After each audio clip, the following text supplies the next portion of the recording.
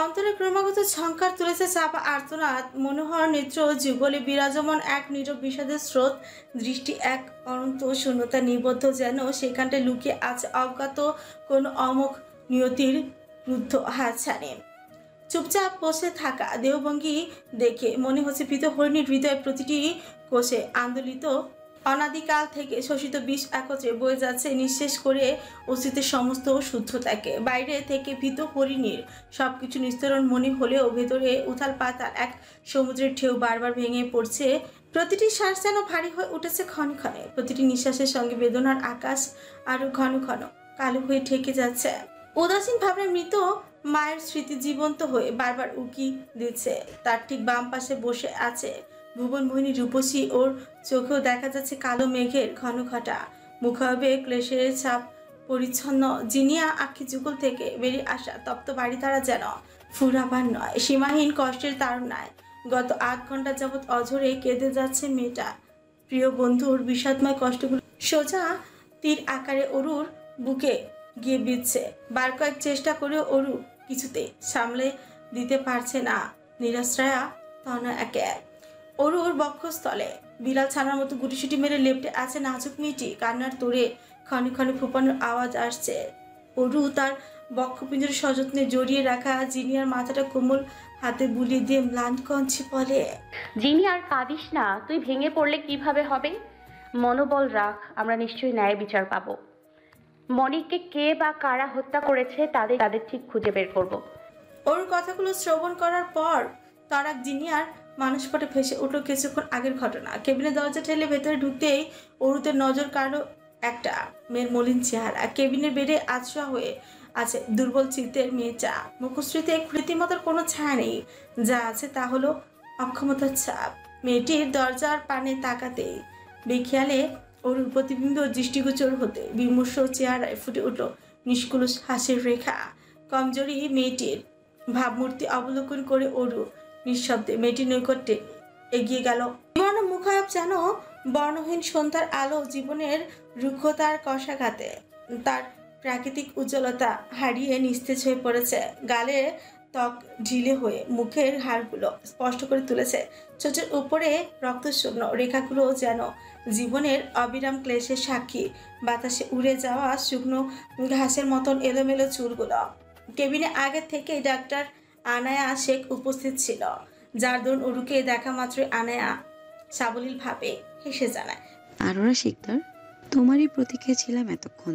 তোমার দীর্ঘদিনের অপেক্ষার প্রহর অবশেষে ফুরাবে। তুমি তোমার লক্ষ্যে পৌঁছানোর এক ধাপ এগিয়ে গেলে। ত্রিধার জ্ঞান আগেই ফিরেছিল, তবে কথাবার্তা ঠিকমতো বলতে পারতো না, কিন্তু এ কদিনে অনেক উন্নতি হয়েছে বলতে পারো। এখন তুমি তোমার যা জিজ্ঞাসাবাদ করার করে ফেলো। ডাক্তার আনায়ার কথা নির্মল হাসলো ওরও, চাইলো রোগা দুহিতার পানে, চাইলো যেন যে কিনা এতক্ষণ যাবৎ মন্ত্রমুগ্ধের মতো ওর নিকটে চেয়ে আছে, যেন সামনে থাকা সুখিসিনী দ্বারা মেয়েটা বশীভূত হয়েছে। অরু দৃষ্টি সরিয়ে বুক ফুলিয়ে শ্বাস নিয়ে চেয়ার টেনে বসলো মেয়েটির পাশে। অরু দেখা দেখি জিনিয়াও চেয়ার টেনে বসলো ওর পাশে। জিনিয়ার জরুরি দৃষ্টি এক দ্বিধাতে আবদ্ধ, ওর অন্তঃকরণে চিন্তার ধুলো আকারে উড়ে বেরিয়ে অস্থির করে তুলছে অন্তরাত্মাকে। অরুর নির্দেশ জিনিয়া আজ ওর সাথে হাসপাতালে এসেছে, তবে কেন তা এখনো অজানা ভীতু মেয়েটির। ত্রিধা আসলে কে? অরুর মাথায় এবার কি চলছে? এক একটি প্রশ্ন জিনিয়ার মনের দরজায় ক্রমাগত কড়া নেড়ে যাচ্ছে। তবে জিনিয়া নীরবতার আড়ালে এক নির্বিচ্ছিন্ন পর্যবেক্ষক, যে কিনা অন্তর্দৃষ্টি দিয়ে চারপাশে রহস্য বোঝার চিন্তায় চেষ্টায় মগ্ন। অপেক্ষার প্রহর গুনছে কখন অজানা কাহিনী জট খুলবে। অরুর লোচনে এক প্রকার চাপা অনুসন্ধিসা শোভামান সরু চোখে মেয়েটির আগবড়া পরকগুলো অরুর এমন চাহনিতে অস্বস্তিতে গাঢ় হলো। ত্রিধার দুর্বল কায়া ফলস্বরূপ মস্তক নিচু করে ফেললো ও অরু বিনা বাক্যে ঝুঁকে থাকা মেয়েটার চিবুক আলতো করে ধরে উপরে তুলল। অনুচ্চ কঞ্চে শুধালো, এখন কেমন আছো ত্রিধা? ত্রিধা কাঁপতে থাকা কণ্ঠস্বর। ভালো আছি। অরুর হাত গুটিয়ে নিয়ে মুখশ্রীতে কাঠিন্য টানলো ভারী কি ভঙ্গিমায় বলে, আজ থেকে ঠিক 4 বছর আগে তোমার সাথে আমার প্রথম দেখা হয়েছিল ত্রিধা।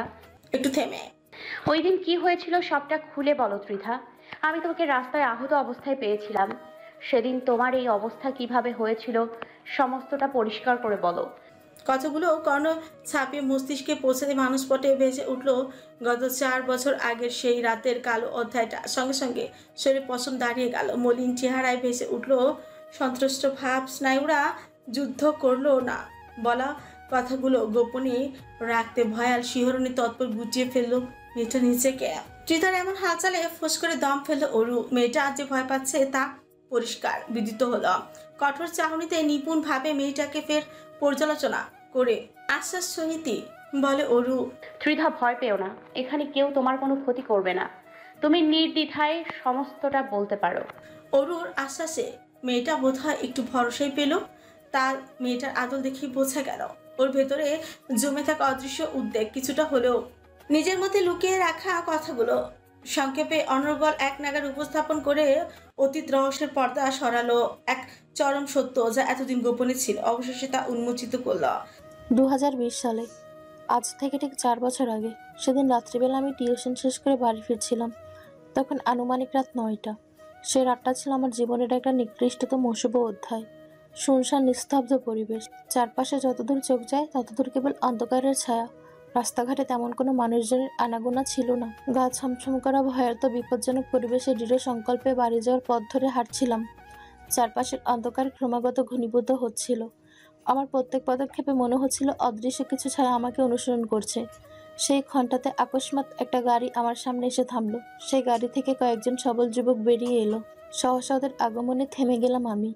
যখন বুঝতে পারলাম সবল যুবকগুলোর লোলক ঝকঝকে দৃষ্টি আমার দিকটায়, তখন আমি কোনো কিছু না ভেবেই হাঁটার গতি বাড়িয়ে দৌড় লাগালাম উল্টো পথে। আমাকে ব্যস্ত কদমে ছুটতে দেখে লোকগুলো সময়ের অপব্যয় না করে নিজেরাও আমাকে অনুকরণ করে আমার পিছু নিতে শুরু করলো। দুর্ভাগ্যবশত কিছু সময় পরেই একজন আমাকে ধরে ফেলে। স্ত্রীহীন দৃষ্টিতে চাইল আমার দিকে। লোকটার এমন মুখভঙ্গি দৃষ্টিগোচরে ধরাস করে উঠল আমার ক্ষীণ বুক। সংক্ষিপ্ত দৃষ্টিতে চাইলাম আমি। লোকটা আমার দিকে ঝুঁকে পড়ল। লেটস গো মামুনি, তোমার জন্য সারপ্রাইজ আছে। তোমার আসল জায়গায় তোমার জন্য অপেক্ষা করছে। আশার মর্মার্থ বিশদ হতেই আমার নিঃশ্বাস এক মুহূর্তের জন্য স্থির হয়ে গেল। আমার চোখে মুখে আতঙ্কের ছাপ ফুটে উঠল। আমার হাত ধরে রাখা ছেলেটি বিশ্রী হেসে পকেট থেকে সেলফোন বের করে কাউকে যেন কল করলো। বস, শিকার এখন হাতের মুঠোয়। অপর প্রান্তের লোকটি কি বলল তা শোনা গেল না, কিন্তু অদ্ভুতভাবে লোকটা তার ফোনখানা আমার দিকে এগিয়ে দিল। তখনই অপর পাশের ব্যক্তিটা কণ্ঠে লালসা নিয়ে বলে, তিতা বেব, তুমি আমার কাছ থেকে পালাতে চেয়েছিলে তাই না? কিন্তু আজ ভাগ্যের পরিহাস দেখো, আমি তোমাকে সেই ধরেই পেলাম। এবার যাবে তো আমার সাথে বিছানায়। My bed is waiting for you babe. লোকটার এমন লাগাম ছাড়া কথায় আমি ঘৃণায় মাথা নিয়ে ফেললাম। ঘিন ঘিন করে উঠল সমস্ত শরীর। এই বদমাস লোকটা আর কেউ নয়, সাবেক এমপি রেজওয়ান তালুকদার। অল্প বয়সে এমপি পদে নিযুক্ত হয়েছিল বদমাসটা। একদিন কলেজে নবীনবরণ অনুষ্ঠানে আমার সঙ্গে দেখা হয়েছিল। সেই দিনই আমাকে প্রস্তাব দেয় তার সাথে বিছানায় যাওয়ার। আমি সরাসরি নাকচ করে দিই এই প্রস্তাব। আমাকে তার দেওয়া প্রস্তাব প্রত্যাখ্যান করতে দেখে সেদিন থেকে রেজওয়ান তালুকদার আমার পেছনে পড়েছিল। যুবকটা কল কেটে মোবাইল পকেটে ঢুকিয়ে আমার হাত ধরে আমাকে টানতে টানতে গাড়ির দিকে নিয়ে যাচ্ছিল। তখন আমি পুরোপুরি কাহিল হয়ে পড়ি। অশ্রুসিক্ত চোখে আমি রাস্তায় ধপ করে বসে আকুতি মিনতি করে বলি, প্লিজ আমার এত বড় সর্বনাশ করবেন না। আমাকে আপনারা কোথায় নিয়ে যাচ্ছেন? আমি কোথাও যাব না। তারপর দলের মধ্যে থাকা একজন কালো গাত্রের যুবক কপট হাসি ঝুলিয়ে বলে, প্রথমে তুমি হবে আমাদের বস রেজওয়ান তালুকদারের এন্টারটেইনমেন্ট। তারপর তোমাকে ঠিক যতদিন ইচ্ছে ততদিন বস রেজা ইউজ করবে। আই মিন ইন্টিমেন্ট, কি বোঝো তো ফুলটুসি? দলের সমস্ত ছেলের মাঝে হাসি রোল পড়ল। এহেন বিভ্রান্তিকর পরিস্থিতিতে লজ্জায় অপমানে মুখ ফিরিয়ে নিলাম। ওই ছেলেটা অদ্ভুতভাবে জিভটা মুখের ভেতর নাড়িয়ে আবার বলতে শুরু করলো, ফুলটুসি, তারপর তোমাকে বিদেশি ক্লায়েন্টের কাছে পাচার করা হবে, মানে দেশের বাইরে তোমাকে বেচে দেওয়া হবে। আমার কর্ণ ছাপিয়ে মস্তিষ্কে কথাগুলো পৌঁছা মাত্র আমি আর শান্ত থাকতে পারলাম না। নিমিষে উঠে দাঁড়িয়ে কণ্ঠে তেজ নিয়ে বললাম, তোরা নারী পাচারকারী, তোদের বস মেয়ে বিক্রি করেছি। কারো চিন্তা ভাবনা কতটা নীচ হলে মানুষ তার মায়ের জাত নারীদের সম্মান দেয় না। সঙ্গে সঙ্গে সামনে থাকা ছেলেটি বিষধর সাপের মতো ছবল বসালো। ফুসতে ফুসতে আমার চিবুক শক্ত করে ধরে বলে, হ্যাঁ, রেজওয়ান তালুকদার একজন নারী পাচারকারী ধরতে গেলে এটাই তার মূল ব্যবসা, আর নারীর সঙ্গ তার নেশা। এখন তুই হবি তার ভোগের বস্তু যতক্ষণ না ওনার মন না ভরে। আমি কাঁদতে কাঁদতে অসহায়ের মতো অনুরোধ করলাম, দয়া করে আমায় ছেড়ে দিন, আমি অনেক দূরে চলে যাব, প্লিজ আমাকে ওই নরকে নিয়ে যাবেন না। আমার অন্তরাত্মা লোকগুলোর কাছে সাহায্যের জন্য প্রার্থনা করছিল, কিন্তু পশুর সমতুল্য দানবগুলোর মনে আমার জন্য মায়া জন্মালো না। আমাকে টেনে হিঁচড়ে নিয়ে যেতে লাগলো তাদের সঙ্গে। এমন সময় এই দুর্বিষহ পরিস্থিতিতে আমাকে বাঁচাতে একজন দেবদূত হয়ে আসলো। পেছন দিক থেকে ভেসে এলো কিছু তিক্ত ভাষ্য। শুয়োরের বাচ্চা, এখনই ছাড় মেয়েটাকে। পেছনে তাকিয়ে দেখলাম একজন মহিলা অগ্নিমূর্তি ধারণ করে দাঁড়িয়ে। বাক্যটা এই লোকগুলোর উদ্দেশ্যে বলেছে। মহিলাটা কোনো রূপ ইঙ্গিত ছাড়াই একটা পাথর তুলে ছুঁড়ে মারলো একটা লোকের দিকে। পাথরটি লোকটির মাথায় লাগায় তৎক্ষণাৎ লোকটির মাথা ফেটে রক্ত বের হতে লাগলো। দলের একজন সদস্য দুর্দশা দেখে বাকিরা সবাই উদ্গ্রীব হয়ে ওই নৈকট্য এগিয়ে গেল। এই সুযোগে মহিলাটা আমার হাত ধরে দৌড়াতে শুরু করলো। আমিও মহিলাটির তড়িৎ পদচারণার সঙ্গে সঙ্গীত রেখে তাকে অনুসরণ করতে লাগলাম, কেননা এই মুহূর্তে আমাকে একমাত্র এই মহিষী বাঁচাতে পারে। কোনো উপায়ন্তর না পেয়ে আমরা একটা ট্যাঙ্কের পেছনে গুটিসুটি মেরে লুকিয়ে পড়লাম। মহিলাটার নাম জিগিয়া শানুর। ওনার নাকি একটা 18 বছর মেয়ে আছে, তার নাম জিনিয়া শানুর। উনি নিজ থেকেই আমাকে এই কথাগুলো বলছিল ওই দিন। উনি বারবার প্রভুর নিকট প্রার্থনা করছিল যাতে এই মন্দ মুসিবত থেকে বেঁচে ফিরতে পারেন, কারণ ওনার মেয়ে নাকি উনি ছাড়া আর কেউ নেই এই রূপ বিচিত্রপূর্ণ নশ্বর পৃথিবীতে। কিন্তু প্রভুর কাছে যে প্রার্থনা নিবেদন করেছিলেন জিজ্ঞাসা আন্টি, তা মঞ্জুর হলো না। ওই নারী পাচারকারীর দলটা আমাদের দেখে ফেললো, কিন্তু এইবার ওরা আরো ভয়ঙ্কর রূপে ফিরে এলো। ওদের প্রত্যেকের হাতে বন্দুক ছিল। আমাদের দেখা মাত্র ওরা চটজলদি ওদের হাতে থাকা বন্দুকগুলো আমাদের দিকে তাক করলো। এই দৃশ্য দেখে শীতল আতঙ্কে আমার শরীর কাঁপতে শুরু করলো, বরফের মতো জমে এলো। আমার শারীরিক ও মানসিক অবস্থা বুঝতে পেরে জিজ্ঞাসা আন্টি তৎক্ষণাৎ আমাকে ব্যস্ত গলায় বলে, শোনো মেয়ে, আমি এই গুন্ডাগুলোকে আমার কথার মাধ্যমে ব্যস্ত রাখবো, সেই সুযোগে তুমি পালিয়ে যাবে। আমার কিছু হবে না, কিন্তু ওরা তোমায় ধরতে পারলে তুমি তোমার সতীত্ব হারিয়ে ফেলবে। তাই আমার কথা মনোযোগ দিয়ে শোনো, পালিয়ে যাও এখান থেকে। কত নিষ্ঠুর এই পৃথিবী, স্বার্থপরতার কঠিন আবরণে আচ্ছাদিত, যেখানে কেউই নিজ স্বার্থের সীমা অতিক্রম করে কিছু করতে চায় না। এটা এমন এক পৃথিবী যেখানে কৃতজ্ঞতা আর উদারতা শুধুই ভালো মানুষের অমূল্য অলংকার, অথচ তার কোনো মূল্য নেই সমাজের দৃষ্টিতে। সেদিন আমি নির্দয় স্বার্থপরের মতো জিজ্ঞাসা আন্টিকে পেছনে ফেলে পালিয়ে এসেছিলাম। একবারও ফিরে তাকাইনি, একবারও ভাবিনি ওনার ভাগ্যের কথা। নিজের সম্ভ্রম রক্ষার তাগিদে প্রাণপণে ছুটে চলেছিলাম, কিন্তু আমি জানি না সেই মহিষী নারীর পরিণতি কি হয়েছিল। রাস্তা জুড়ে ছুটতে ছুটতে আমি হাঁপিয়ে উঠেছিলাম।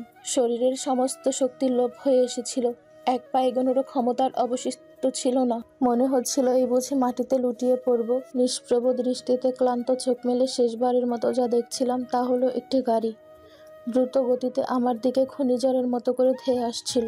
পর মুহূর্তেই সেই গাড়িটা আমাকে মারিয়ে চলে গেল। আমি ছিটকে পড়লাম রাস্তার একপাশে। যন্ত্রণায় দেহ অবশ হয়ে এলো, কিন্তু আমি আধমরা হয়ে দুর্বল চোখে শেষবারের মতো দেখছিলাম আরেকটি গাড়ি আমার এই খারাপ অবস্থা দেখে স্থির হয়ে গিয়েছিল, আর সেই গাড়িটা থেকে একটি মেয়ে নেমে দ্রুত আমার দিকে এগিয়ে আসছিল। তারপর আর কিছু মনে নেই। ধীরে ধীরে সমস্ত পৃথিবী অন্ধকারে ডুবে গেল, আর আমি জ্ঞান হারালাম। ত্রিধা মেয়েটা এক দফা কান্নায় ভেঙে পড়লো। কথাগুলো বলার সময় অরুর চোখেও দেখা গেল তপ্ত নোনা জলে বিদঘুটে স্মৃতির ভারে রূপসীর মনোভারাক্রান্ত। ধরে আসা গলায় অরু সত্যিটুকু প্রকাশ করে অতীতের কালো অধ্যায়টা ইতি টানল। বহুদিনের লুকিয়ে থাকা এক আধার সত্যের মুখোশ খোলা। সেদিন তোমাকে আমি রাস্তায় বিভৎস আহত অবস্থায় পেয়েছিলাম। ভেবেছিলাম বাঁচাতে পারবো না, তবুও শেষ চেষ্টা করে হসপিটাল অবধি নিয়ে এসেছিলাম। মাথায় বেশি আঘাত পাওয়ার কারণে তুমি কোমায় চলে গিয়েছিলে, কিন্তু তোমাকে বাঁচানো মানুষটাকে বাঁচাতে পারলাম না। মণি মানে জিজ্ঞাসা আন্টিকে সেই রাতে গুন্ডাগুলো শ্যুট করেছিল। বুলেটের মিছিল মনির বুক ঝাঁঝরা করে দিয়েছিল, যার দরুন মণি পাড়ি জমায় না ফেরার দেশে। কিন্তু এর পরের দিন নিউজে এসেছিল এটা একটা অ্যাক্সিডেন্ট। ডক্টরদেরও ভাষ্য ছিল এটা একটা নিছক দুর্ঘটনা, অথচ এটা কোনো দুর্ঘটনা ছিল না, একটা পরিকল্পিত হত্যাকাণ্ড ছিল। প্রথমে মণিকে নির্মমভাবে গুলি করা হয়, তারপর গাড়ি দিয়ে পিষ্ট করে সাজানো হয় একটা মিথ্যা গল্প। এটি শুধুমাত্র একটা দুর্ঘটনা। সবটা শোনার পর অরুর পাশে বসে থাকা মেয়েটার চোখে অশ্রু উপচে পড়ল। একে একে শত শত অশ্রুকণা ভিড় করলো নেত্র যুগল। রাজক মেয়েটার ভিড়ের এক অজানা শ্রুতার সৃষ্টি হলো। নাজুক মেয়েটার ভেতরে এক অজানা শূন্যতা সৃষ্টি হলো। বিরাট অট্টালিকার ধ্বংসস্তূপের মতো করে চূর্ণ বিচূর্ণ ভেঙে গুড়িয়ে গেল আত্মবিশ্বাসের প্রতিটি ইট। আত্মাধিক শক্তি মুহূর্তেই অসার হয়ে গেল ওর মনকে দুর্বল করে দিল। জিনিয়া কখনো ভাবেনি ওর মায়ের মৃত্যু এতটা রহস্যময় চাদরে ঢাকা। সারাটা জীবন ধরে ভীত তনয়া বিশ্বাস করেছিল ওর মায়ের মৃত্যুর ঘটনা নিছক একটা কার অ্যাক্সিডেন্ট ছিল। কিন্তু আজ রহস্যের পর্দা উঠানোর পর এক মুহূর্তে ধ্বংসস্তূপে পরিণত হলো নাজুক মেয়েটার সমস্ত বিশ্বাস। এ তিক্ত সত্যের মুখোমুখি হতে গিয়ে মেয়েটি যেন কাছের মতোই ভেঙে পড়ল, ধ্বংসের সে পথে ধাবিত হলো। বর্তমান সন্ধ্যা 6টা, ঘনঘটা সূর্য তার শেষ সোনালি রশ্মির আঁচল বিছিয়ে পশ্চিম আকাশের রক্তিম আলো আবির রচনা করেছে। শীতের ঋতুতে দিনের ক্ষণ ছোট হাওয়ায় ক্রমেই ধরণীতে নেমে এসেছে কৃষ্ণ বিরনের মতো এক গভীর অন্ধকার। হিমেল হাওয়ার স্নিগ্ধ ছোঁয়ায় রাস্তার ধারে জমে থাকা শুকনো পাতাগুলো এক প্রকার নৃত্যের ভঙ্গিতে বাতাসের সঙ্গে খেলা করে বেড়াচ্ছে। পানসে জীবন থমকে থাকে, রঙিন স্বপ্ন ফিকে লাগে, শুকনো পাথরের ক্লান্তি ভরা, খুঁজে পায় না আশার ধারা। তবু একদিন বদল আসবে, আলোয় ভরে নতুন বাঁশি বাজবে। লাইনের এই কবিতা বিড়বিড় করে সন্ধ্যার ম্লান আলোয় জিনিয়ার হাত ধরে রাস্তার কিনারা বেয়ে হেঁটে যাচ্ছে অরুর কাছে। জিনিয়া কোনো সারা শব্দ নেই, নির্হারা পাখির মতন এগিয়ে চলছে অরুর ছন্দে। ব্যথিত হৃদয় জুড়ে এখনো ত্রিধার বলা কথাগুলো অম্লান হয়ে ঘুরপাক খাচ্ছে। জিনিয়ার ভারাক্রান্ত হৃদয় জুড়ে এখনো ত্রিধার বলা কথাগুলো প্রতিধ্বনি হচ্ছে, প্রতিটি শব্দ অদৃশ্য হয়ে ওর চেতনায় আবদ্ধ। মনের মধ্যে যন্ত্রণার সকল স্রোত বয়ে যাচ্ছে, যা মৃত হরিণীকে ক্রমশ এক অসহনীয় ভারে নতজানু করে ফেলেছে। যে ও এখন হুঁশ জ্ঞান হারিয়ে যন্ত্রের মতো আচরণ করছে। অরুর কাছে জীবনটা এখন এক বিপর্যস্ত বাঁশের কেল্লা মনে হচ্ছে, যেখানে প্রতিটি স্তম্ভ ক্ষয়ে যাচ্ছে আর আশ্রয় নেওয়া খুব কঠিন বাস্তবতার সাথে মেয়েটি যুদ্ধ চলছে অহর্নিশ। এমনিতেই জীবনে সমস্যার শেষ নেই, তার উপর এই রেজওয়ান তালুকদার নামক এক নারী পাচারকারী এসে জুটল। অন্যদিকে রিভেঞ্জ ডায়েরি হারিয়ে এতিম হয়ে বসে আছে। মাঝে মধ্যে রিভেঞ্জ ডায়েরির কথা মনে পড়ে ওর বক্ষস্থল ছাদ করে ওঠে। এক ধরনের অস্বস্তি ওকে খুঁড়ে খুব কষ্ট দেয়। তবুও নিয়তির কাছে মেয়েটা মাথা পেতে হার মেনে নিয়েছে, কারণ ডায়েরিটা যে আর বীরঙ্গনা মেয়েটির সান্নিধ্যে নেই। মানে শুধু দুটি মানুষের নয়, দুটি হৃদয় মিলন, যেখানে থাকে একে অপরের প্রতি সম্মান, ভালোবাসা আর নির্ভরতা। বিয়ে মানে বন্ধন নয়, এটা হলো একসাথে পথ চলা চুক্তি, যেখানে সুখে দুঃখে হাসি কান্নায় একে অপরকে পাশে পাওয়ার অঙ্গীকার। বিয়ে হলো দুটি আত্মার চিরকালের জন্য এক সুরে বাঁধা একটি অমর সঙ্গীত, একটি অঙ্গীকার, যেখানে প্রতিটি মুহূর্ত একজন আরেকজনের ছায়াসঙ্গী হয়ে থাকার প্রতিশ্রুতি থাকে। আজ থেকে ঠিক 5 দিন আগে দুটি নরনারীর আত্মাকে চিরকালের জন্য এক সুরে বেঁধে শুরু হয়েছিল অরু আর শেহজাদের সম্পর্কের প্রথম অধ্যায়। আবদ্ধ হয়েছিল দুজনেই বিয়ে নামক একটি পবিত্র বন্ধনে। নতুন জীবনে আসা হৃদয়ের ভালোবাসা স্বপ্ন নিয়ে রমণী পা রেখেছিল দাম্পত্যের পথে, কিন্তু দুর্ভাগ্যের দহন সেই স্বপ্নের আকাশে অমঙ্গলের ছায়া ফেলে মুহূর্তে চূর্ণ বিচূর্ণ করে দিল অরুর হৃদয়। নিয়তির পরিহাসে স্বামী নামক ব্যক্তি বিয়ের পর থেকে একটিবারের জন্য ওর খোঁজ নেয়নি। এতে ভীষণ মনক্ষুণ্ণ হলো রমণীর। অভিমানের পাহাড় জমল অন্তরে, প্রত্যাশার উষ্ণতায় বোনার স্বপ্নগুলো ধীরে ধীরে বাস্তবতার নীরব বেদনে মলিন হয়ে গেল। মাঝ রাস্তায় একখানা ছোট্টখাটো ভিড় জমিয়েছে সাইকেল আকারে। কিছু মানুষ জড়ো হয়ে ফিসফিস করছে। এই দৃশ্য দেখে অরু আর জিনা দুজনেই থেমে গেল, উদ্গ্রীব হয়ে উকিঝুঁকি মেরে চাইল ওই দিকটায়। দেখতে পেল একটা কড়কড়ে লাল জিপ ওখানে দাঁড়িয়ে। কৌতূহলবশত আকৃষ্ট হয়ে জিনিয়াও ওই দিকটায় অরুকে পেছনে ফেলে একাই এগিয়ে গেল। জিনিয়া জায়গাটা থেকে প্রস্থানের পর ওর মনে হলো ও বেমালুম হাসপাতালে নিজের ফোনটা ফেলে এসেছে। সঙ্গে সঙ্গে চেহারায় ফুটে উঠল বিরক্তির ছাপ। মনে মনে নিজেকে হাজারখানেক তিরস্কার দিতে দিতে শেষমেশ করলো সবচেয়ে বড় বোকামিটাই। ওর অবস্থান হাসপাতাল থেকে অল্প দূরত্বে হওয়ায় উন্মাদগ্রস্ত ব্যক্তির মতো তাড়াহুড়ো জিনিয়াকে একা ফেলে রেখে রওনা দিল হাসপাতালের দিকে। একগুচ্ছ বিরক্তি নিয়ে হাসপাতাল থেকে ফোন নিয়ে বের হলো অরু। জিনিয়ার ছায়া ওর দেখা নিয়ে আশপাশে অপ্রসন্নতায় অধৈর্য হয়ে এগোতে লাগলো। ঠিক তখনই একটা ব্ল্যাক মার্সিডিস আলোর বেগে অরুকে ক্রস করে গা ঘেঁষে চলে গেল। গাড়ি আর রাস্তার সংঘর্ষে সৃষ্ট ধুলোবালির ছাপটায় খুকু করে কেসে উঠল অরু। কিন্তু কাহিনীর পুনরাবৃত্তি ঘটিয়ে ব্ল্যাক মার্সিডিসটা আচমকাই ফিরে এসে থামলো অরুর সামনে। এত দ্রুততা আর তীক্ষ্ণ বাঁকে গাড়িটির সরাসরি ওর সামনে এসে থামলো যে মুহূর্তের জন্য ওর মনে হলো গাড়িটি ওর দেহ মারিয়ে চলে যাবে। তারপর গাড়ির নিচে চাপা পড়ে অকালে প্রাণ ঝরে যেত ওর। হঠাৎ ওর সামনে গাড়ি থামাতে আতঙ্ক আর বিস্ময় স্থবির অরু। ব্ল্যাক মার্সিডিসটা বুলেটের গতিতে এসে থেমে যেতেই দরজা খুলে এক অচেনা হাত বেরিয়ে এসে মুহূর্তের ব্যবধানে সেই হাত শক্ত করে অরুর কবজি ধরে হ্যাঁচকা টানে ওকে গাড়ির ভিতরে উঠিয়ে নেয়। আকস্মিক ঘটনার ধাক্কায় কিংকর্তব্য বিমুট পুরো ব্যাপারটা বোঝার ফুসরত পেল না। তার আগে গাড়িটা ঠিক যেই বেগে এসেছিল সেই বেগেই ছুট লাগালো। বিস্ময় অরুর ঠোঁট ফাঁক করে চিৎকার করতেই যাবে, ঠিক তখনই ওর চোখে পড়লো সিটে বসে থাকা এক পরিচিত অবয়ব। চেনা সেই মুখের দর্শনে বাকরুদ্ধ হয়ে চিৎকার দিতে গিয়েও থেমে গেল ওরু। গাড়ির ব্যাক সিটে আরামসে জেন্টাল লুকে বসে আছে ওয়াসিফ শেরশাদ চৌধুরী। গায়ে এখনো এয়ারপোর্টের পোশাক আশাক জড়ানো, পার্থক্য শুধু একটাই, মাথায় এখন বেসবল ক্যাপ নেই, মুখে মাস্ক নেই। অবস্থানটা শ্যাডো ম্যানর। নরম আরামদায়ক গদিতে গা এলে বসে আছে শেরশাদ, ওর ঠিক বাঁ পাশে বসে আছে অরু। দুজনের মধ্যে কোনো কনভারসেশন নেই, দুজনেই নীরবতা পালন করে মুখে কুলু পেটে বসে আছে। সন্ধ্যার দিকে ঠান্ডা একটু বেশি পড়ার দরুন অরু বাড়ি থেকে বেরোনোর সময় গায়ে জড়িয়েছিল শীতের জ্যাকেট। কামরার জানালা খানিকটা খোলা, আর সেই ফাঁক দিয়ে গলে আসা স্নিগ্ধ ঠান্ডা হাওয়ায় চোখে চিনি তরুর উপর দিয়ে তির করে বয়ে যাচ্ছে। গায়ে শীতের কাপড় থাকা সত্ত্বেও শীত মানল না। এই শীতল স্পর্শে সুহাসিনী ক্ষুদ্র শরীর তরতর করে কেঁপে উঠেছে খানিক পাতে পাতে। অভিমানী অরু ভুলে ক্রমে একটি বারের জন্য শরীরের দিকে তাকাচ্ছে না, নজর পুরোপুরি উড়ুতে আবদ্ধ। তবে ওর অনুমান শক্তি দ্বারা ঠিকই বুঝতে পারছে সামনে থাকা পাষাণ হৃদয় পুরুষটি তার দিকেই চেয়ে আছে এই মুহূর্তে। ধূসর চোখে এখন এক অদ্ভুত মাদকতা চেয়ে আছে, যেন পুরো অদৃশ্য আকর্ষণকে এক রুদ্ধ মুহূর্তে আবদ্ধ করে রেখেছে। কামুকতার অন্তর্গত আকর্ষণে মাফিয়া বসের পৌরশালী সত্তা এক তীব্র মোহে মোহগ্রস্ত হয়ে পড়েছে।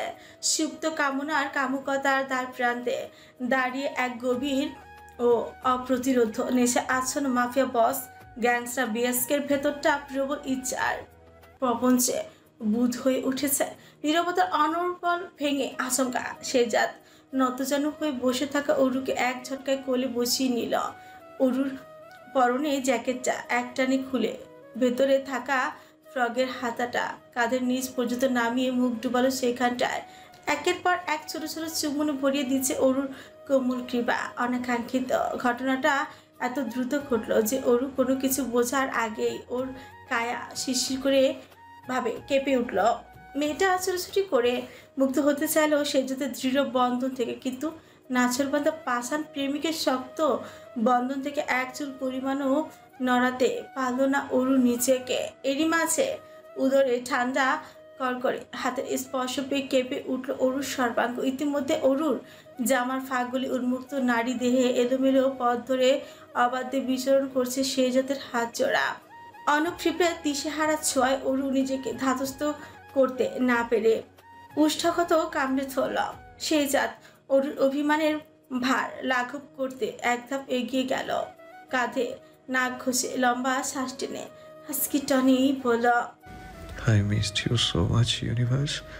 মরুভূমির প্রান্তরে তৃষ্ণার্থ পথিক জলের জন্য যতটা মুখিয়ে থাকে, গত 5 দিনে ঠিক ততটাই তোমার শূন্যতা অনুভব করেছি আমি ভীষণভাবে। কথার গভীরতা আঁচ করতে পেরে গলে এলো রমণীর মোমের মতো তুলতুলে নরম মন। তৎক্ষণাৎ সুকেশিনীর শীতল অভিমানের আবরণে ঢাকা তপস্বিনী চরণ স্থির থাকলো, চক্ষু কছাকে প্রস্ফুটিত হলো তুষারবৃত্তি স্নেহের আভাস। শেরশাদের হাতের অনিয়ন্ত্রিত স্পর্শ আরো নিবিড় থেকে নিবিড় হতে লাগলো। অরু শরীরের প্রতিটি রোমকূপ অবচেতনভাবে তীক্ষ্ণ হয়ে উঠল। অবশ হয়ে এলো সর্বাঙ্গ, যেও নিষেধাজ্ঞা করতে পারল না। ওর সমস্ত কথা গলবিল পর্যন্ত এসেই আটকে রইল। চুপচাপ ওভাবে পড়ে রইল শেহজাদের বাহু বন্ধনে। শেহজাদ ঘাট থেকে মুখ তুলতে চাইল, কুণ্ঠায় লালচে হয়ে যাওয়া মুখপানে যে আপাতত চোখ খিচে ওরই অসমাজ ছোঁয়াগুলো অনুভবে প্রমত্ত। ও হাসলো বোধহয় খানিকটা। কাপড়ের ফাঁক থেকে হাত বের করে বৃদ্ধা আঙ্গুলি দিয়ে অরুর দাঁত থেকে উষ্ণতা ছাড়িয়ে নিয়ে বলল, তোমাকে ছাড়া জীবন আমার শূন্য, তৃষ্ণারক্তি। এই কদিনে তোমার শূন্যতা আমার হৃদয়ে সৃষ্টি করেছে এক কৃষ্ণ গহ্বর, যা রিক্ততায় ভরা। আমি সেই কৃষ্ণ গহ্বরের প্রতিটি কোণায় তোমার সান্নিধ্যকে ব্যাকুল হয়ে খুঁজেছি বারেবার। কথাটি বলে অবিলম্বে অদর ডুবালো অরুর ফিনফিনে লাল রাঙা উষ্ঠপটের ভাঁজে। গভীর পরিসরে দুজনের মধ্যকার দুরূহ প্রাচীর ভেঙে লম্বা চুমুনি লিপ্ত হলো। সময় থমকে গেল। প্রথমে ছোঁয়াগুলো বেসামাল নরম সরম হলো, তবে ক্রমশ তা পরিণত হলো প্রবল উন্মাদনার দন্তের দ্বারা অবিরাম দংশনে ক্ষতবিক্ষত হলেও মখমলের মতো কোমল উষ্ঠ সেই জখমের কিনারা বেয়ে গড়িয়ে পড়ল তাজা রক্ত। সেই নোনতা স্বাদের রক্তটুকু সেই পরিতৃপ্তির সাথে চুষিনি আবারও মত হলো উষ্ঠের ভাঁজে। অরু এই সুখ মিশ্রিত যন্ত্রণা উপশমের লক্ষ্য শক্ত করে খামচে ধরে নখ দাবালো স্বামী নামক পুরুষটির ঘাড়ে। উষ্ঠের সাথে উষ্ঠের অনবরত ঘর্ষণে নিঃশ্বাস ফুরিয়ে এলো মেয়েটির। তবুও সামনে থাকা ব্যক্তিটি নিশ্চল, বিন্দু পরিমাণ চলল না। উল্টো সুবিধার্থে অরুর মাথার পশ্চাৎবর্তী দিকের চুল শক্ত করে মুঠোতে পুড়িয়ে ছোঁয়ায় গভীরতা দৃঢ়তা টানল বহু রূপী ভেলেন।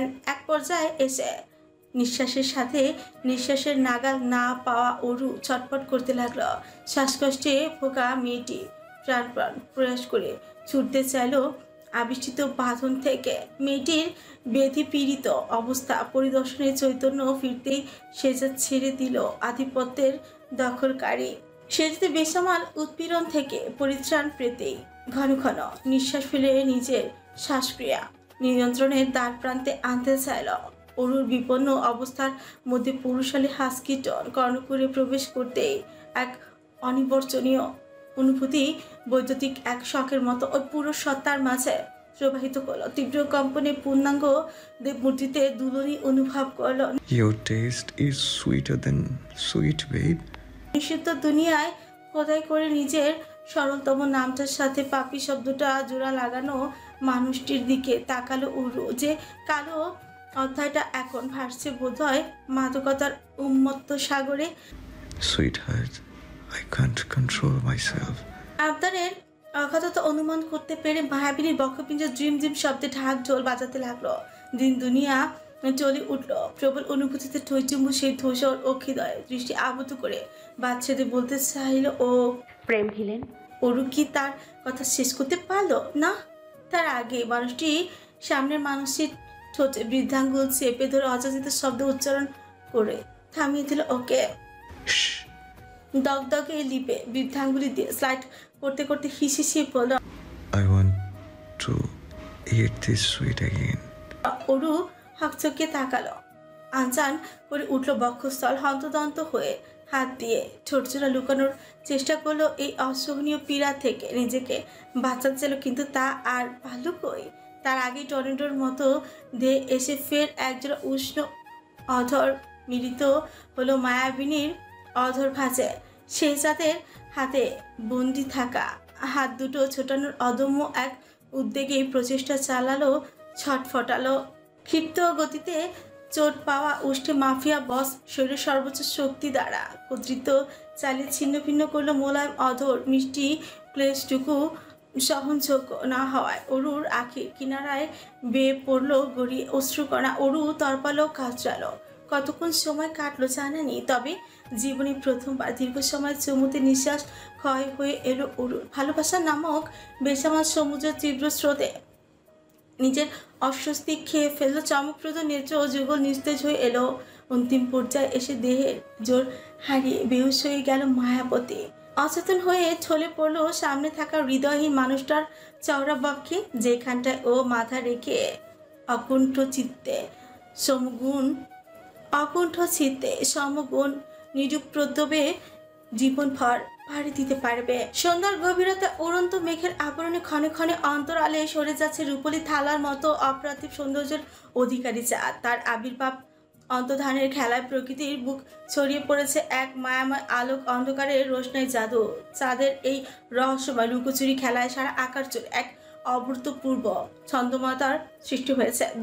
দূর আকাশের দিকে অপলক দৃষ্টিতে তাকিয়ে আছে জিনিয়া। নাজুক মেয়েটার চোখের পলক এই পালে চাঁদের সম্মোহনী রশ্মির কাছে হার মেনেছে। এমন একাগ্রতায় আকাশের দিকে তাকিয়ে যেন ও প্রকৃতির এক গভীরতম সৌন্দর্যের মধ্যে নিজেকে নিমজ্জিত করেছে। চাঁদের আলো মেয়েটির নরম মুখাবে পড়তেই ওকে আরো মায়াবী করে তুলেছে। আর চাঁদ সে তো নিজস্ব রশ্মির মায়াজালিনী জিনিয়াকে বশীভূত করার প্রয়াসে মত্ত। তার থেকে কিছুটা দূরত্বে খোলা আসমানে অবস্থানত চাঁদের দিকে মুখ করে থাকা পৃথিবীর জমিনে দাঁড়ানো আরেক চাঁদকে তীক্ষ্ণ দৃষ্টিতে পরখ করছে রিক এহসান। ওর দৃষ্টিতে নেই কোনো লালসা, আছে দূরত্বের মায়াজালে বন্দি ভালোবাসার অপূর্ব আকুতি। এমন এক নিঃস্বার্থ প্রেমের প্রতীক যা প্রকাশ্য দাবির অপেক্ষা করে না, বরং নীরবতায় অটল থেকে প্রিয়জনকে ভালোবাসার এক নিঃস্বার্থ প্রকাশ। দূর হতে আমি তারি সাধিব, গোপনে বাহু জোরে বাঁধিব। দূর হতে আমি তারি সাধিব, গোপনে বাহু জোরে বাঁধিব। বাঁধন বিহীন সে যে বাঁধন অকারণ, মায়াবন বিহারিণী। এই ঘন্টার দূর থেকে হাওয়ায় দোলা ভেসে আসছে সেই পুরনো সুর। মায়াবন বিহারিণী রিকের মনের গহীনে এ গান গভীরভাবে বাঁচতে থাকে। গানের প্রতিটি শব্দ ওর সুপ্ত অনুভূতিকে আরো তীব্র থেকে তীব্রতর করে তোলে।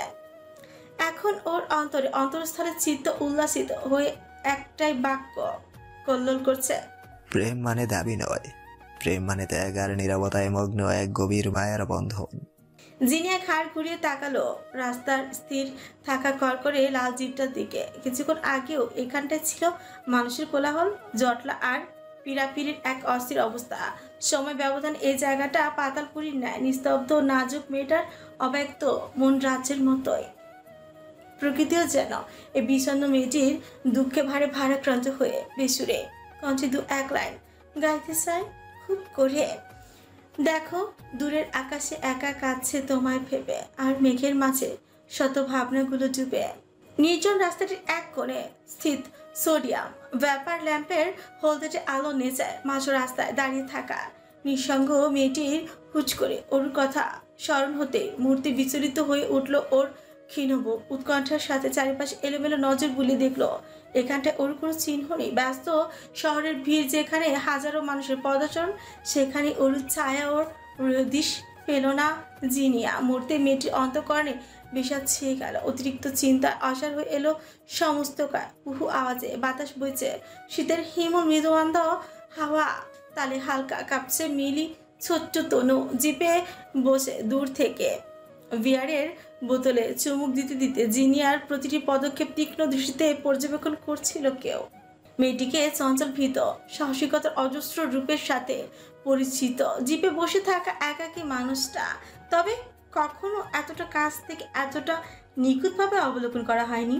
চিন্তাধারার অবসান ঘটিয়ে রিক জিপ থেকে এক ঝটকায় লাফ দিয়ে নামলো। পরনে তার ছাই রঙা টি শার্ট, তার উপরে পরিধান করেছে মেরুন কালারের hoodie jacket, ripped jeans, spike করা স্টাইলিশ চুলগুলো বাতাসের ছন্দে ছন্দে উঠছে।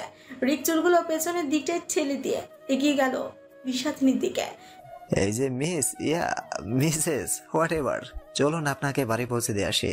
পেছন দিক থেকে পুরুষালী কর্কশ কণ্ঠস্বর ভেসে আসতে ত্বরান্বিত ঘুরে তাকালো জিনিয়া। চোখের সামনে সীমানায় পরিচিত অবয়ব দৃষ্টিগোচর হতে জিনিয়া স্বস্তির শ্বাস ফেলে।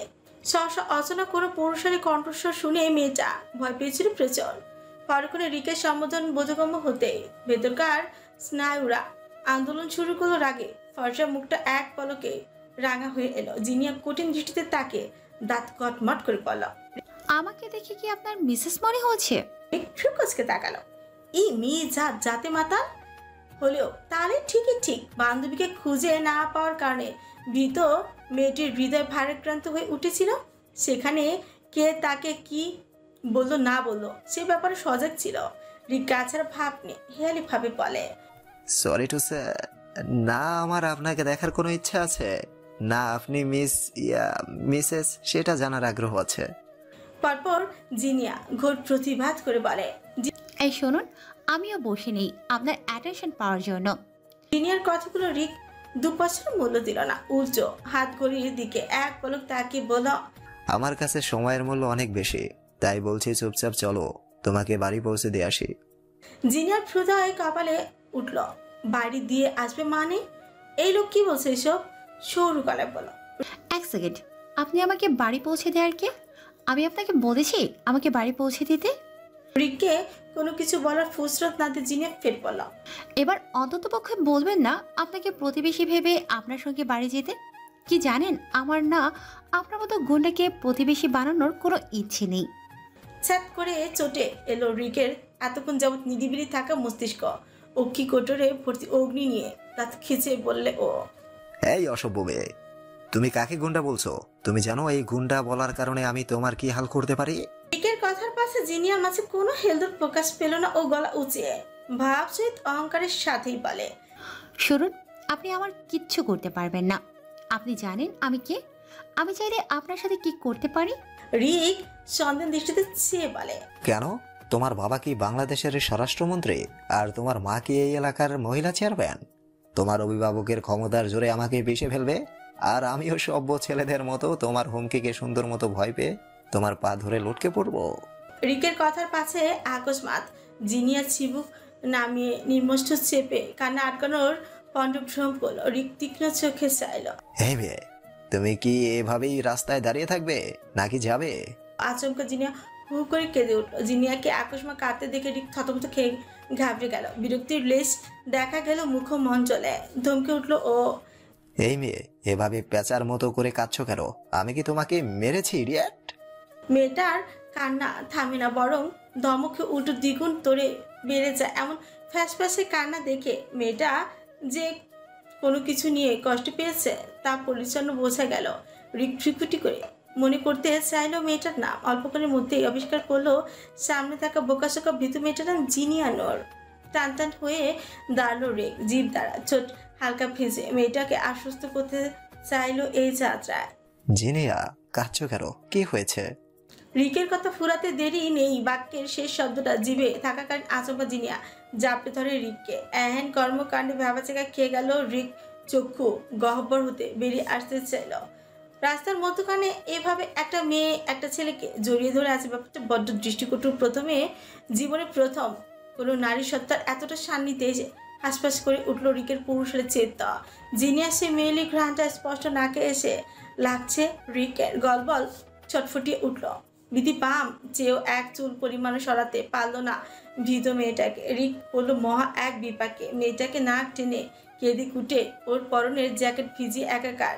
বিরক্তিতে দন্ত গিজগিজ করলো ও। না পারতে নরম গলায় বলল ও, জিনিয়া, আমরা দাঁড়িয়েও কথা বলতে পারি, এভাবে জড়িয়ে ধরাতে আমার আনকমফোর্টেবল ফিল হচ্ছে, ছাড়ো।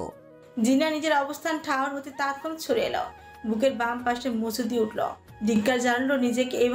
এইভাবে একটা পুরুষকে জড়িয়ে ধরেছিল এতক্ষণ। কোনটায় মস্তক নেচ করে ফেলল।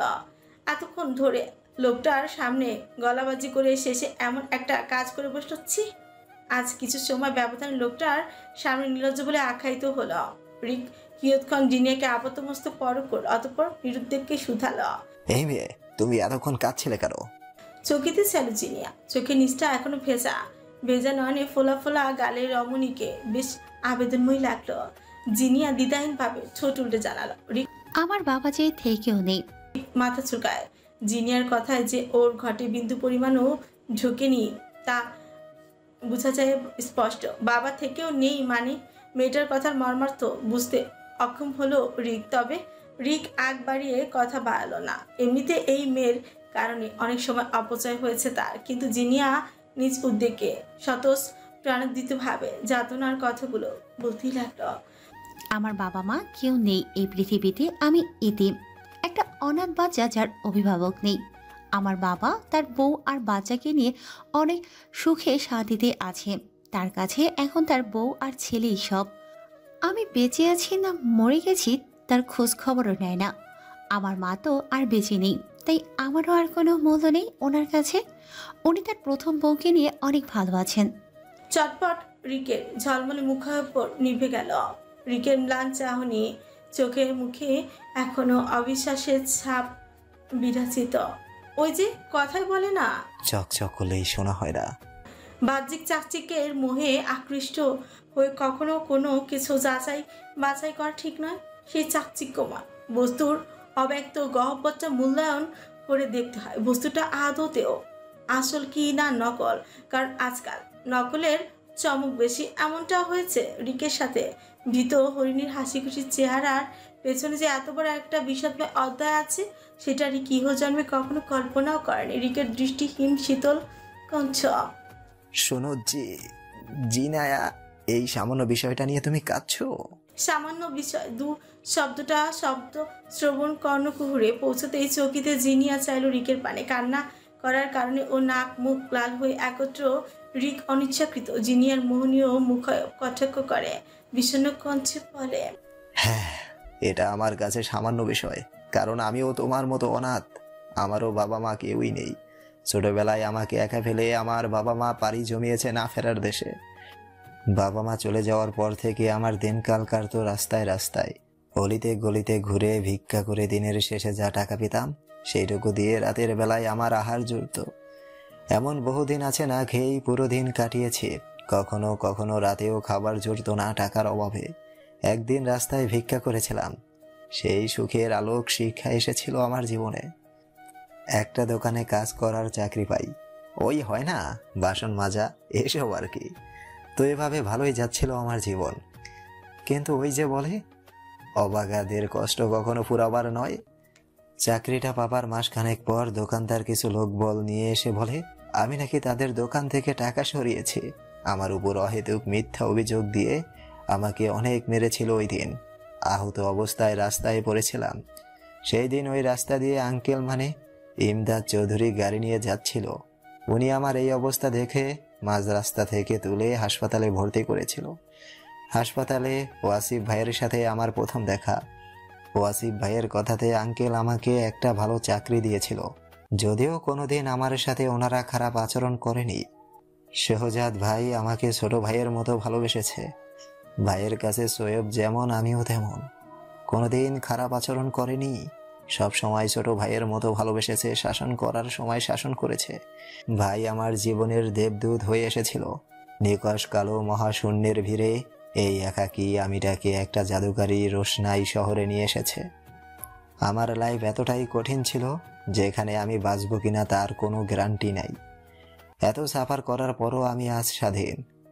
কি নেই আমার কাছে? আজ সব আছে, আর আমি অনেক হ্যাপি। অতীতকে পেছনে ফেলে রেখে আমি সামনে এগিয়ে যাইনি। তাহলে তুমি কেন পারবে না বলো? কে তোমার বাপ তোমার খোঁজ খবর নেয় না, তাই তুমি রাস্তাঘাটে ভ্যাবা করে খাচ্ছ আজও। শোনো, এসব ভুলে যাও। নিজের মাঝে নিজের খুশিগুলোকে খুঁজে নাও। তোমার মনের কথা শোনো, মন যা বলে তাই করো। জিনিয়ার হতভম্ব আলোর বিস্ময় ভরা শক্তপোক্ত মানুষটার কালো অতীত শুনে ইতিমধ্যে ওর কান্না পগার পার হয়ে সেখানটায় ভর করেছে কৌতূহল। জিনিয়ার দৃষ্টি অবলোকন করে রিক চাপা শ্বাস পেল। হতবুদ্ধি হারিয়ে মেয়েটা হা করে এখন ওরই পানে চেয়ে আছে। ঠান্ডা সতেজ বাতাসের কোমল স্পর্শে জিনিয়া বেগতিক কাঁপছে। আর চোখে তাকিয়ে রিক দেখলো ওর পরনে শুধু একটা পাতলা কাপড়, কোনো শীতের জামা কাপড় নেই।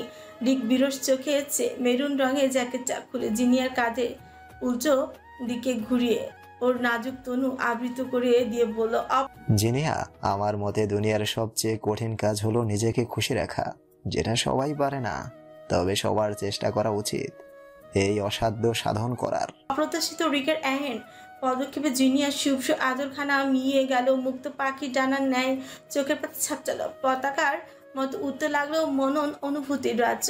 রিকের খোলাটে নেত্রযুগ দৃষ্টি স্থির করে জিনিয়া মনে মনে আওড়ায়, আমি গোধূলি পরবর্তী বিবর্ণ আকাশ নিরে শান্তি খুঁজতে গিয়ে এক আকাশ পরিমাণ কষ্ট খুঁজে পেয়েছি। আমার বর্ণহীন জীবনে আমি একটা সুন্দর সকাল চাই।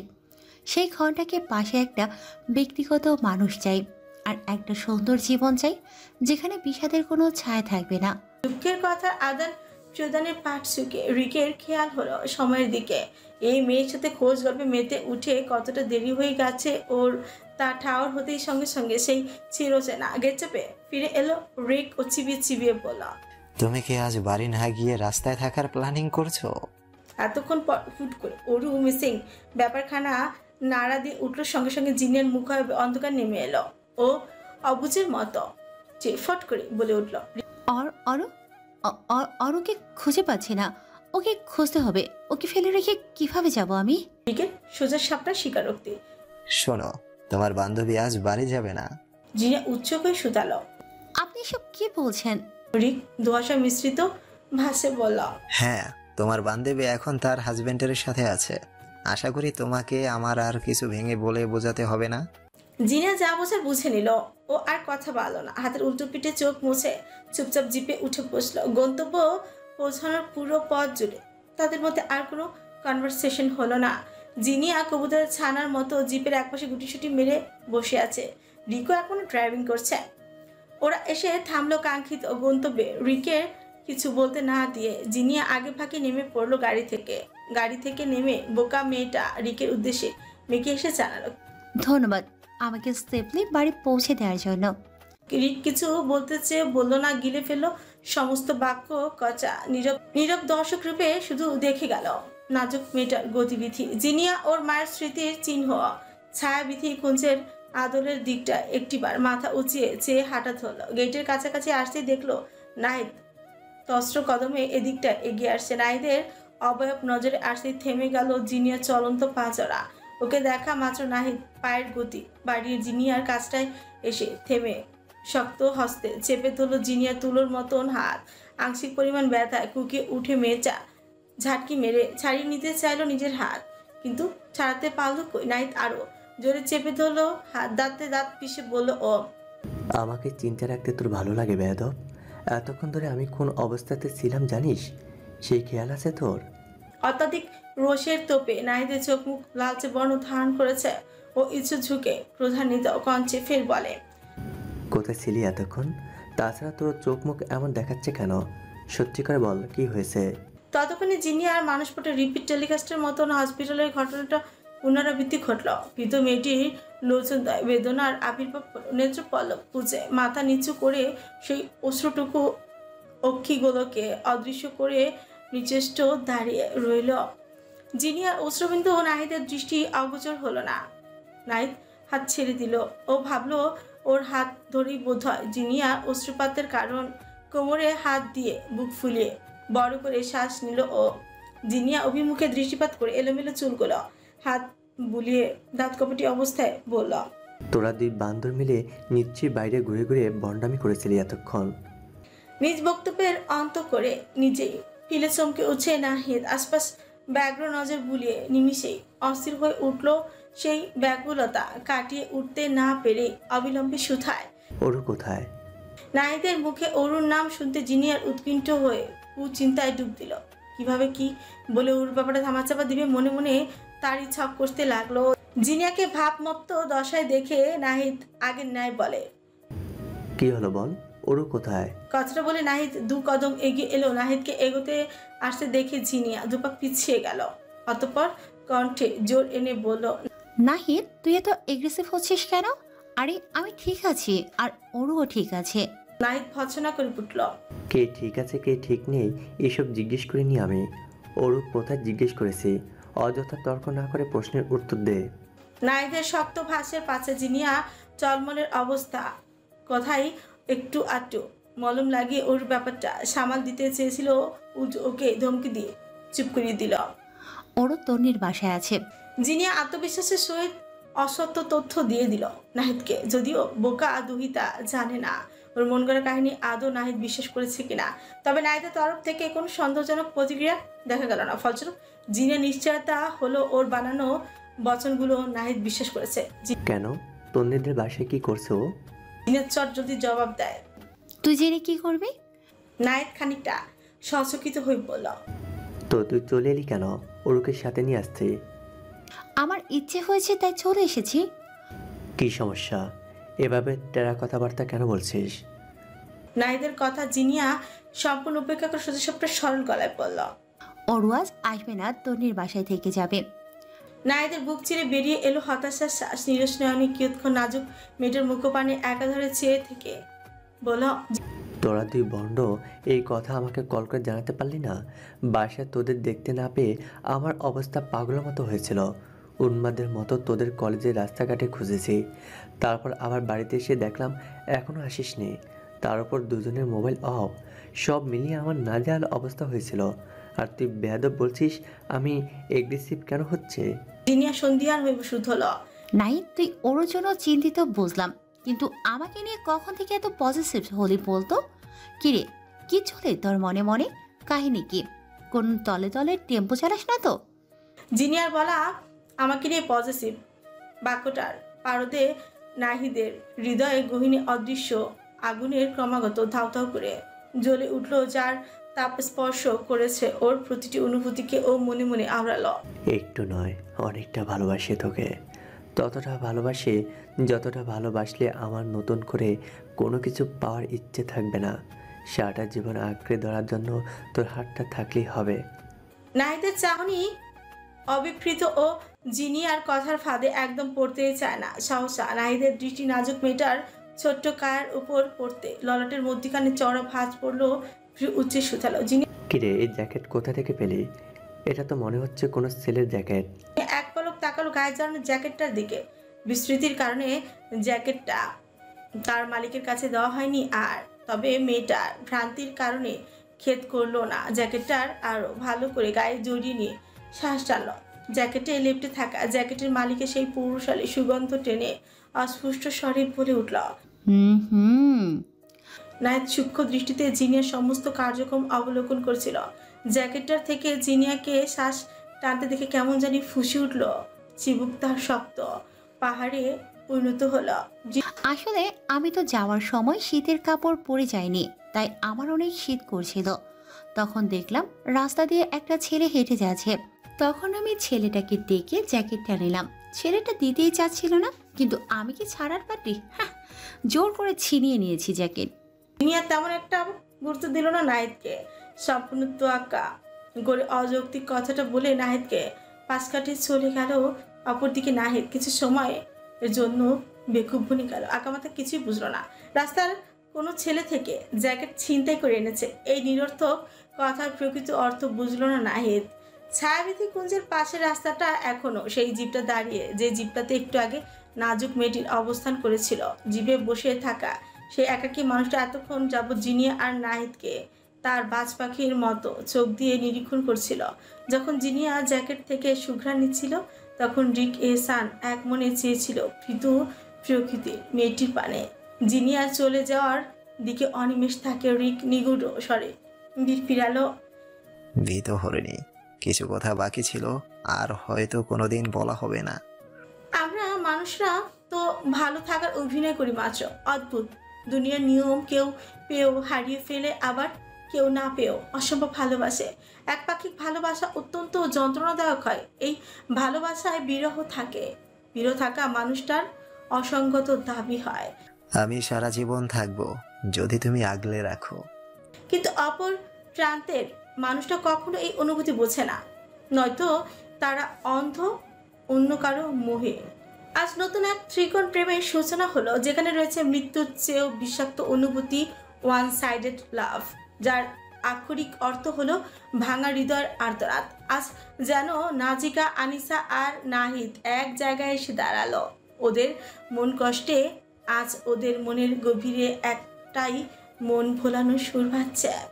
একটিবার বলো আমায় ভালোবাসো, আমি নিজেকে উজাড় করে দেব তোমার মাঝে নির্দ্বিধা হেসে। চন্দ্রলোকিত রাত, সময়টা এখন রাত 1টার ঘরে।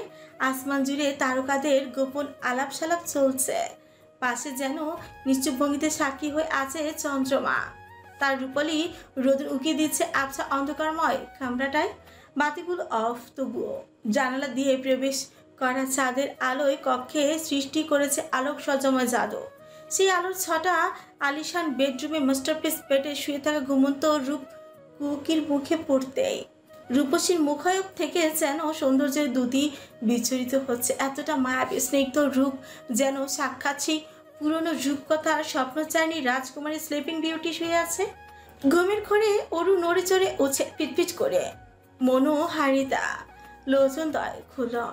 বিছানায় খানিকক্ষণ দেহ মোচড় দিয়ে আছোয়া হয়ে বসল। হাই তুলতে তুলতে সর্বপ্রথম তাকালো দেয়ালে লটকানো ওয়াল ক্লকের দিকে। অমনি মুখপাতন মুখ আরো ফাঁকা হয়ে এলো। সূর্যরার মধ্যখানে বিস্তর ভাঁজ পড়ল। মাথায় হাত দিয়ে চুল মুষ্টিবদ্ধ করে পরিতাপে অবগাহন হলো। সেই সন্ধ্যা থেকে রাত 1টা পর্যন্ত মায়াবিনী ঘুমিয়েছিল, আর একটা কেউ ওকে ডেকে তুলল না। চোয়াল খিলবদ্ধ করে চারপাশে তাকাতে আরেক দফায় হতবাক উরু। এটা তো তার পারে নাই, এটা তো ওই শ্যাডো ম্যানর। ধীরে ধীরে অরুর স্মৃতির পাতায় উড়ন্ত ফানুসের মতো ভেসে উঠল সন্ধ্যার সেই আপত্তিকর সমস্ত দৃশ্যপট। কিছু ঘোর লাগানো মুহূর্ত অমনি লাজে মুখটা লাল হয়ে এলো। তলপেটে প্রজাপতি উঠতে লাগলো অধষ্ট কামড়ে। সেই খঞ্চা ভেবে লাজু খেসে মুখ ঢাকলো দুহাতে, কিন্তু এতে বাঁধলো আরেক বিপত্তি। উষ্ঠদর কামড়ানোর ফলে উত্তর স্থানে সূক্ষ্ম চিনচিনে ব্যথা অনুভব হতে চোখ মুখ কুচকে ফেললো। এমনটা মনে হলো যেন মখমলের মতো উষ্ঠে কেউ দাবানল ছড়িয়ে দিয়েছে। কিন্তু অরু এই সামান্য ব্যথা বিন্দু মাত্র বিচলিত হলো না। শরীরের ব্যথা তো একসময় এসে শুয়ে যাবে, কিন্তু মনের মধ্যে যে চৌচির মরুভূমি তৈরি হয়েছে, অভিমানের শীর্ষ পাহাড় জমেছে, তা কেমনি মিটাবে? অরু এত বিস্তর ভাবনার মাঝে নিজেকে স্থির করে উঠে দাঁড়ালো। গায়ের শুধু একটা ফ্রক জড়ানো, শীত করছে ভীষণ। দুই হাতে আড়াআড়ি ভাবে ভাঁজ করে বাহু ঘষতে ঘষতে ব্যালকনি দিকে অগ্রসর হতে দেখলো দূর আকাশের একে অপরের নৈকট্যে চন্দ্র তারার সেই সাক্ষাৎ মিলন। সেইখানে দরজার খটখট আওয়াজ অরুর কর্ণপুরে প্রবেশ করতে ওর কাছে বিদিত হলো কঠিন মানবের অস্তিত্ব চরণা স্থাপন করেছে উত্তর কক্ষে। তবুও এমন ভাবখানা নিল যেন ও অজ্ঞাত এই ব্যাপারে। সেই যে রুমে প্রবেশ করার পরপরই একটা সার্ভেন্ট প্রবেশ করলো হাতে খাবারের ট্রলি সমেত। ট্রলিটা নির্দিষ্ট স্থানে রেখে সার্ভেন্ট যেভাবে এসেছিল নত জানু হয়ে ঠিক সেভাবেই চলে গেল। 6 ফুটের সেই মানব নিঃশব্দে অরুর সামনে গিয়ে দাঁড়ালো। পরনে তার black chain, hoodie, black pant. Mafia বসের ধূসর চক্ষুদয় তাক করলো ওর বিশ্বের পানে। নিজের সান্নিধ্যে শেহরাজের বিদ্যমানতা উপলব্ধি করতে অরু চলে আসতে চাইলে বাদ সাধলো শেহজাদ। পকেটে হাত ঢুকিয়ে রাখা ডান হাতটা বের করে অরুর বাঁকানো কোমরটা জড়িয়ে কাছে টেনে বলিষ্ঠ বক্ষের সাথে ওকে মিশিয়ে নিল। টাল সামলাতে না পেরে অরু উত্তাল সমুদ্রের মতো আশ্রে পড়ল একান্ত পুরুষের উষার পক্ষে। ওভাবে থাকাকালীন অরুর মস্তক নিচু মাথাটা তুলে একটি বারের জন্য শেহজাদের পানি তাকায় না। শেহজাদ হস্ত দ্বারা চিবুক আহত করে ধরে সুকেশিনীর মুখশ্রী আংশিক উপরে তুলল, যা এখন বড্ড অভিমানী দেখাচ্ছে। অথচ অরু সঙ্গে সঙ্গে ডান দিক থেকে মুখ ফিরিয়ে নেয়। শেহজাদ দীর্ঘশ্বাস ফেলে, মুখখানা নিজের দিকে ফেরায়, কিন্তু অরু আগুত্তের মতো ফের একই কাজ করল, মুখ ফিরিয়ে নিল। পরপর কয়েকবার এমন হয় শেহজাদের মেজাজটা চটে আসে, শক্ত গলে আদর্শ ছুড়ে। Look at me, damn it. শেহজাদের কথা বলতে দেরি নেই, তার আগে অরু নিজের সর্বশক্তি দিয়ে শেহজাদকে ধাক্কা দিল। তবে কোনো একটা সুবিধা করতে পারল না। পুঁটি মাছের মতন মেয়েটা সামনে থাকা দীর্ঘদেহী মানবটাকে এক সুতো পরিমাণও নাড়াতে পারল না। এ যাত্রায় ব্যর্থ সৈনিক অরু কঞ্চে অভিমান নিয়ে চেঁচিয়ে উঠল, কেন তাকাবো না, আমি একদম তাকাবো না। কথাটা বলতে গলা ধরে আসছিল অরু। বিগত 5 দিন আগে বিষাদে ভরা জীবনে একটুখানি আশার আলো দেখেছিল একাকিনী মেয়েটা, কিন্তু কঠিন মানব সেই আশাকে চোরাবালিতে পরিণত করে জলমলে জীবনটা পাঞ্চে করে দিয়েছে। মেয়েটার গত 5 দিন ধরে কেটেছে তীব্র আতঙ্কে, চরম যন্ত্রণায়, বেদনায়। শেহজাদের হুট করে উধাও হওয়া ওর সমীপে শঙ্কার ছিল ত্রাসে। ওর প্রতিটি নিঃশ্বাস অস্থিরতা জেঁকে বসেছিল। ওর ষষ্ঠ ইন্দ্রিয় ওকে বারুক্রমে জানান দিচ্ছিল, তোর ওয়াসিফ শেহজাদ তোর কাছে আর ফিরবে না। এসব দীর্ঘ অগাধ চিন্তন করতে অরুর শীতল অন্তরে আচমকা ঝড়ে উঠল। তীব্র ক্ষোভে ফেটে পড়লো সমস্ত অভিমান, গলগলিয়ে উগড়ে আসলো কান্না। দলেরা ও জোরানো দমে বলল, বিয়ের পরের দিন থেকে একটিবারের জন্য আমার খোঁজ নিয়েছো? নাওনি, আজকে কেন এসেছো? পাষাণ লোক, আমি আসতে বলেছি? বলতে বলতে কেঁদেও দিল কোমল মনে মেয়েটা। কার্নিশ বেয়ে ঝরঝরিয়ে গড়িয়ে পড়লো তপ্ত নোনা জলের ক্রন্দনরত অরু ভাবে আবারও বলতে লাগলো। আমি কখনো ভাবিনি মাঝ রাস্তায় তুমি আমার হাত এভাবে ছেড়ে দেবে। গত 5 দিন যেভাবে গায়েব ছিলে ঠিক সেভাবে যদি তুমি পুরো জীবন গায়েব থাকতে তাহলে আমার কি হতো, কিভাবে কাটতো সামনে পড়ে থাকা আমার গোটা জীবন। তুমি কেন বোঝো না? তুমিহীন জীবনটা আমার মরীচিকার সমতুল্য, আধারে বেষ্টিত এক অব্যক্ত সাম্রাজ্য, যেখানে আলোর শিখার নেই কোনো অস্তিত্ব। যন্ত্রের ন্যায় শেহজাদ এখনো ঠায় দাঁড়িয়ে, অজান্তে ওর হাতের বাঁধন কখন আলগা হয়ে গেছে নিজেও জানে না। কিঞ্চিত দূরেই থাকা ঠোঁট নাড়িয়ে কথা বলা মেয়েটির দিকে মন্ত্রমুগ্ধের মতো তাকিয়ে আছে। ওর অনুভূতিগুলো যেন তীব্র বর্ষণে ধুয়ে মুছে সাফ করে কালো অন্তরে রঙিন রশ্মি আঁকার মতন এতটাই প্রাণবন্ত ও সতেজ। ও এখন অবাক ননে নিনিমেষ যে আছে ওর সুশ্রী মুখবানে, যেখানটা এই ক্ষণে বিরাজমান সতেজ ভালোবাসার আলাপনা, স্নেহপূর্ণ কালো মনি চোখ জোড়ায় ভাসছে প্রেমের পূর্বাভাস, যেখানটায় অনুভূতিরা পাখির দলের মতো করে মুক্ত আকাশে নিশ্চিতে নির্বিঘ্নে ডানা ঝাপটে উঠছে। আমি আপনাকে ছাড়া নিঃস্ব, আমি আপনাকে ছাড়া রিক্ত হয়ে পড়ব। অতীত স্মৃতি নিয়ে বেঁচে থাকার ক্ষমতা আর নেই আমার মধ্যে। প্রাণের চেয়েও প্রিয় মানুষটাকে হারানোর বেদনা মানুষের মর্মমূল্যে কতটা গভীর ক্ষত সৃষ্টি করে তা আমি জানি, কারণ আমি আপনাকে আমার থেকেও বেশি ভালোবাসি। আবেগে আপ্লুত অরু আরো কটা পৃষ্ঠ বাক্য উচ্চারণ করেই তবেই ক্ষান্ত হলো। কাঁদতে কাঁদতে চোখে মুখে বেহাল দশা ও হৃদয় বিদারক আহাজারিতে শেহজাদকে এখন আহামকের মতো দাঁড়িয়ে থাকতে দেখে অরু তাতে দাঁত চেপে কিছু একটা বিড়ালো। ওর এত কথার ভিড়ে নির্দয় পুরুষ একটা 2 অক্ষরে শব্দবন্ধ উচ্চারণ করলো না। হৃদয় কি এতটাই কঠিন? তার যে সামনে যাকে সে বিশ্ব মানে, যার সরোবারে নিজেকে বিলীন করতে চায়, তার শোক বিলাপ বিন্দুমাত্র যা আসলো না। এই যাত্রায় চূর্ণ বিচূর্ণ কাচের মতো ভেঙে পড়লো রমণী। হাতের উল্টো পিঠে চোখের জল মুছে বলল, আমি বাড়ি যাব, আমাকে বাড়ি দিয়ে আসুন। ওর কথা শেষ হওয়ার আগে শেহজাদ সাবলীল ভঙ্গিতেই বলল, আজ বাড়ি যাচ্ছ না তুমি? অমনি ধপ করে জ্বলে উঠলো বুঝে থাকা মস্তিষ্ক। ইচ্ছে করলো লোহা দিয়ে সামনে থাকা রহস্যময় মানবটার মাথায় ফাটিয়ে দিতে, কিন্তু অরু নিজের ইচ্ছেকে কবর দিল। এই সফরে কারণ যতই হবে হোক, সামনে থাকা লোকটা ওর স্বামী, ওর জীবনের পবিত্র আকাশ, যেখানে ও নির্দ্বিধায় আনাচে কানাচে উড়ে বেড়াতে পারবে, যার খতিয়ান স্বয়ং তার মালিক অরুকে দিয়ে দিয়েছে। অরু স্পষ্ট বুঝতে পারলো ওর অন্তর্নিহিত বেদনা কঠিন হৃদয়ে মানুষটার মনে ছিটে ফোটাও পৌঁছালো না। না হলে এত কিছুর পরও কেউ কখনো এতটা শান্তি কিভাবে থাকতে পারে?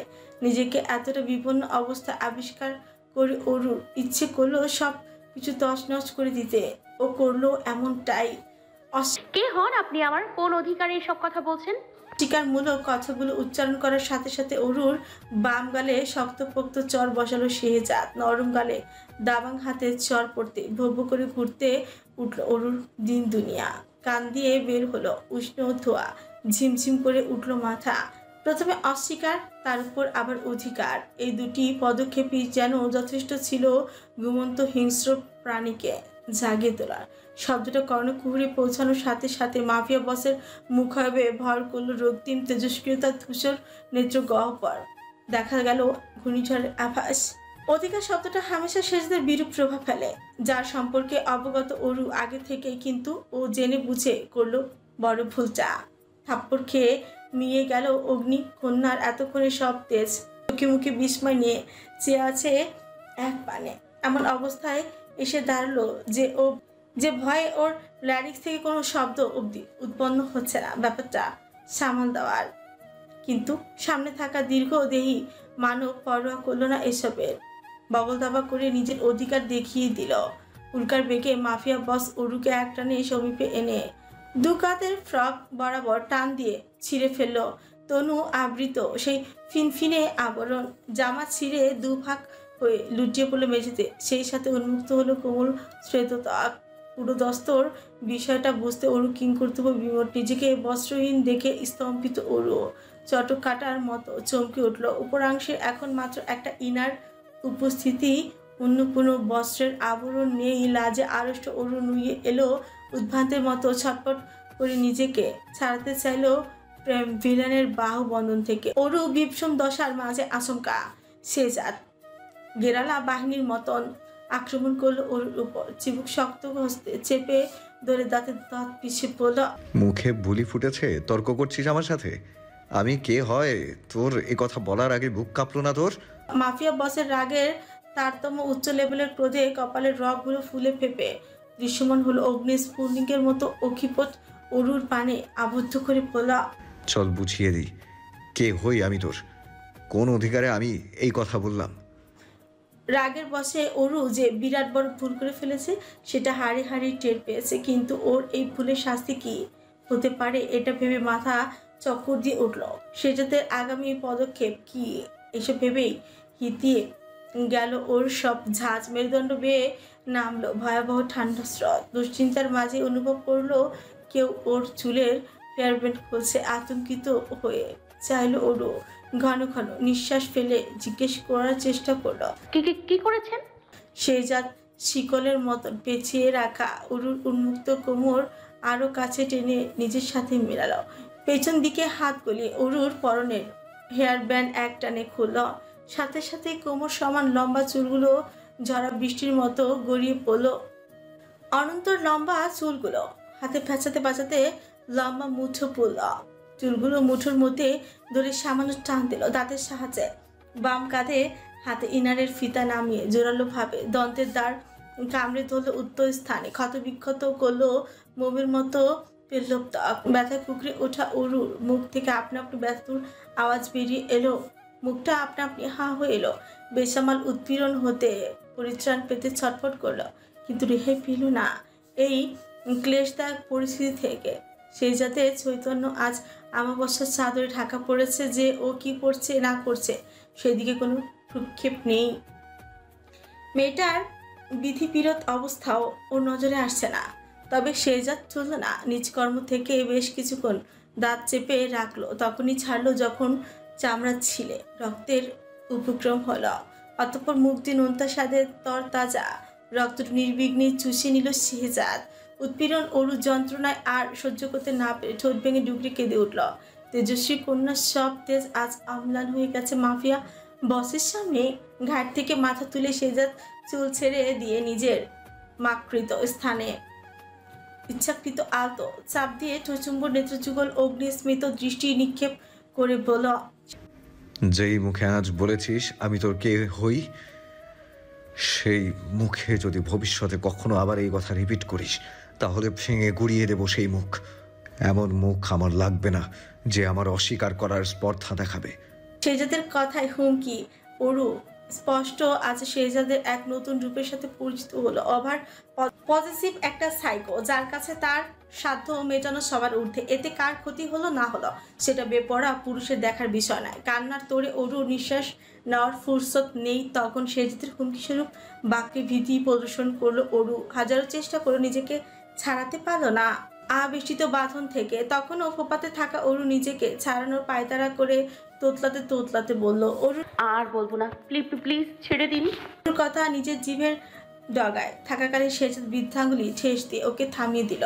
ক্ষত বিক্ষত অধরে স্লাইড করতে করতে ডমিনেটিং ভাবসহিত হাসকি স্বরে বলল, ইউনিভার্স, যতক্ষণ না তোকে জ্বালিয়ে খাঁক করতে পারবো ততক্ষণ আমার আত্মা শান্তি পাবে না। তোর জীবনের প্রথম প্রায়োরিটি হবে ওয়াসিফ।